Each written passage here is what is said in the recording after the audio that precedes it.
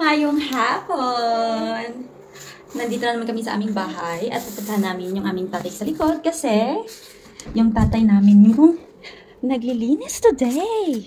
Pahinga mo na ang mami. At yan kumakain ang aking prinsesa na biscuits. Paborito yung biscuits na to. Kaya every time na umaalis kami, may dala kaming ganyan. Kasi nabubusog siya. So let's see. Sakit ang pa ako. Puntahan natin. And maganda yung weather today.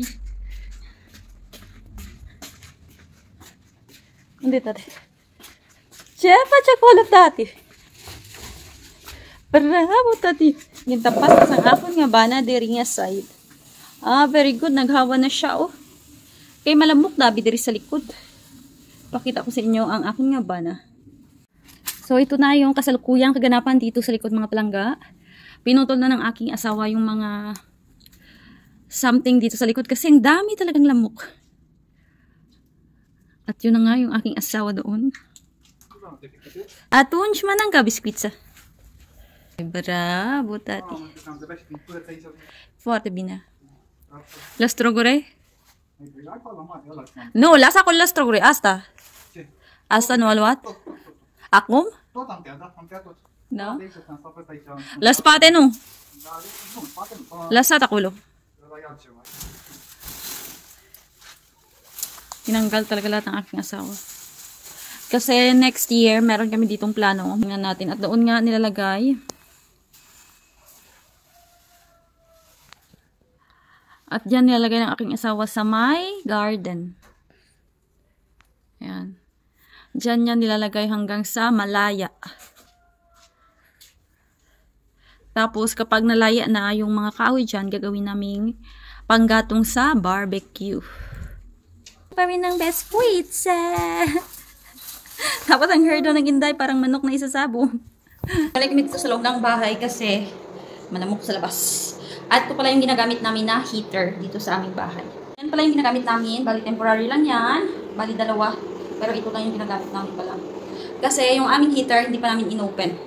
At dahil nga hindi pa naman kami dito natutulog, so temporary lang naman yung mga kagamitan muna dito. Hey da! Jeffra mo kakaman. Kakada? Ang aming Inday na palakaunsang biscuits. Hey plache man ng ka-biscuits eh. Hintay lang namin yung tawag ng aming tatay para i-verificat or i-verificat man i-verify doon sa likod kung ano na yung kanyang ginagawa. Hey! Di nakatawang bata man. Bravo! Ito wala na siya. Wala na yung mga ubas.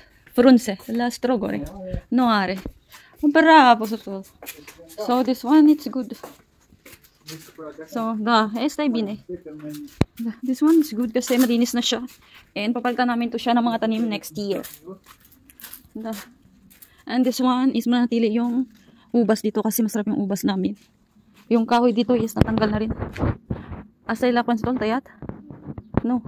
Pinutol na rin pala ng aking asawa yung kahoy doon kasi doon ilalagay yung palaruan ni Inday at dito namin naman ilalagay yung mga pinutol namin na mga kahoy at itong prutas ng plum is puputulin din namin dyan kasi merong plano yung asawa ko dito. Hindi po nila chires eh. If we cut them, we just here on this part where this place that we cut in the back, we can put cherish. Ah, in the mishlok. No, middle. In the middle, that's why we need to cut them. We need to put the trees in the middle, not on the left. Not Dice? Huh? Dice? Because we'll help in the ground. Aha, da. For the compost, no? Da. No, medyo ay ito. You understand? Lang gaalis na kami, uwi na kami kasi tapos na kami dito sa bahay. Tingnan nyo naman, oh, nagpapungos ang batang maganda. Do isabong sinday ba? Ano man inang yung mga pungos man do isabong ka man. So hanggang sunod na mga vlog. Thank you for watching at sa pag-share ng aming mga video. Maraming salamat po. Sina. Thank you po.